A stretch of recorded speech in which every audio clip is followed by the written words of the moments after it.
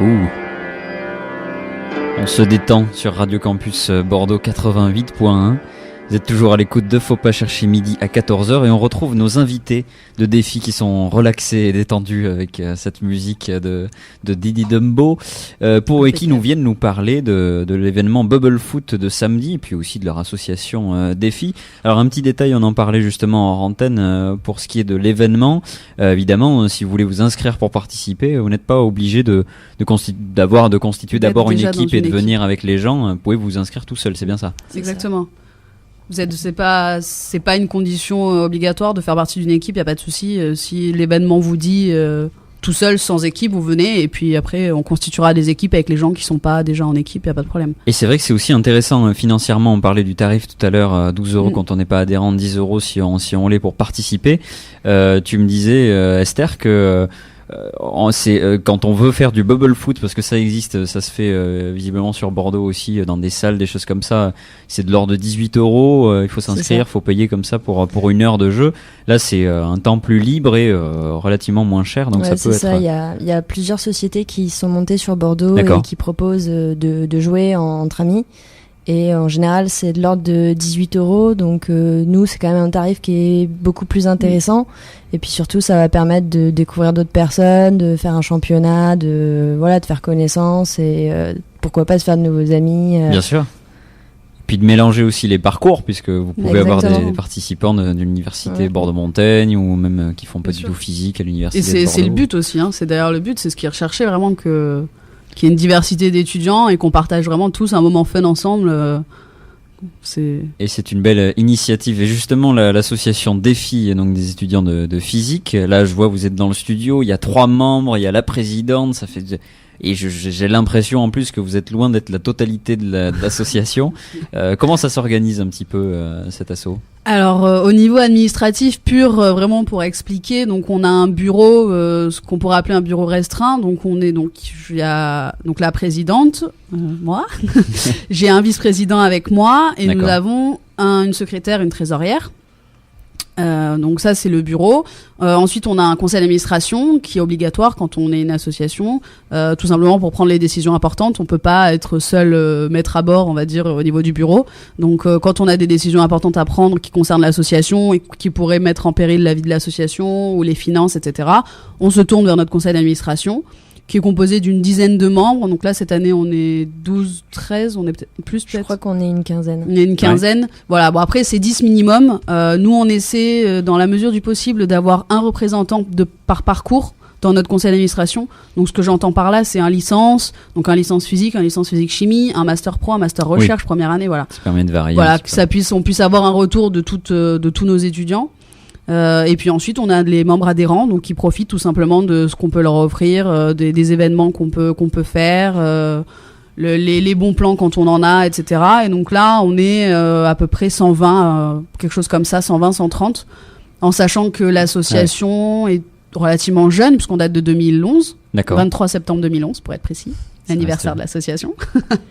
Donc du coup en termes de vie associative on est encore tout petit. Oui. Et d'ailleurs, vous, autour de la table, vous y êtes depuis 2011 ou depuis... certains depuis 2011, peut-être pas tous Depuis que je suis arrivée à Bordeaux, en licence pro, il y a 3 ans. D'accord.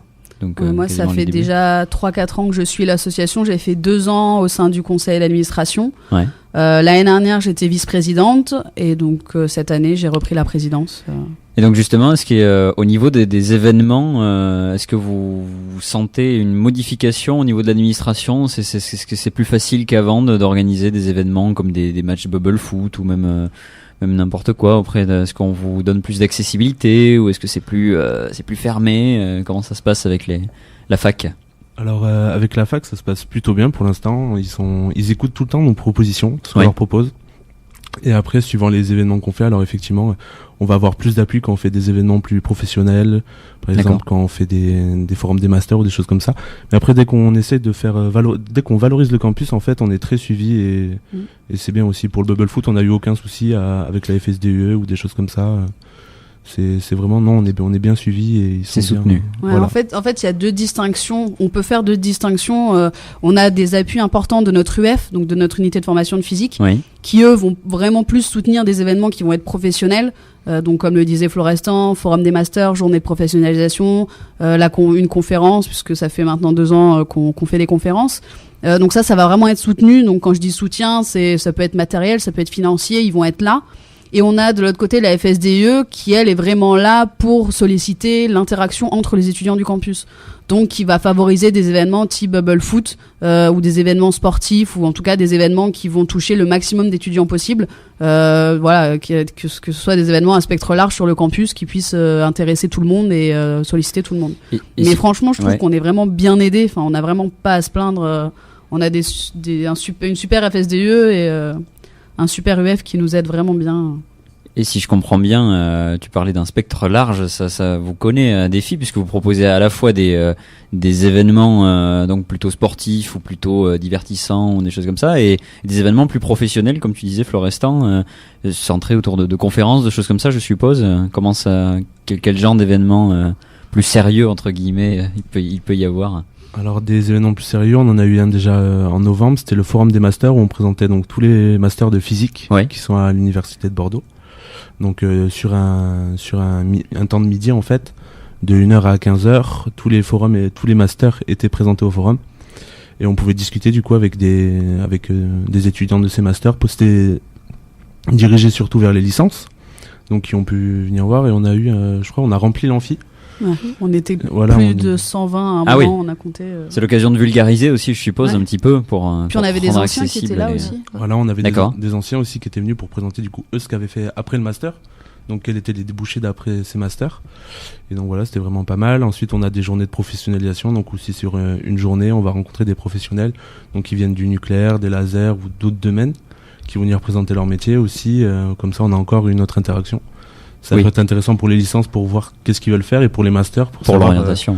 Savoir effectivement après mon master qu'est-ce que je vais faire. Donc c'est vraiment pas mal. Et après on a d'autres projets comme ça durant l'année où par exemple on en parlait en off tout à l'heure, le ballon sonde qui va être envoyé en janvier. Alors ça c'est Défi qui le soutient, et c'est donc des étudiants du master instrumentation qui ont comme projet de faire partir un ballon sonde avec un enseignant.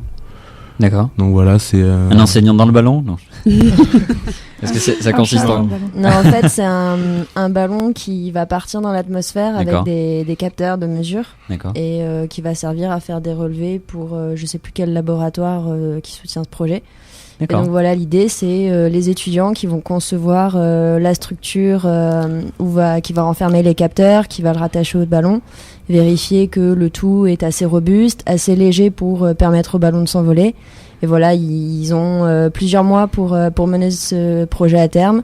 Et si tout se passe bien, en février, le ballon devrait décoller. D'accord, mais on suivra ça avec attention, d'autant que ça doit être super intéressant pour ceux qui sont intéressés par après travailler dans des structures où on peut envoyer des satellites, des sondes, des choses comme ça. Ça permet d'avoir un point de départ un peu sur toute la construction. Et justement, on parlait de master, il y a des gens autour de la table qui sont en master, si j'ai bien compris. C'est le cas de Florestan et toi, et même tous. En fait, on est tous en master. Florestan est en première année de master professionnel de physique d'instrumentation.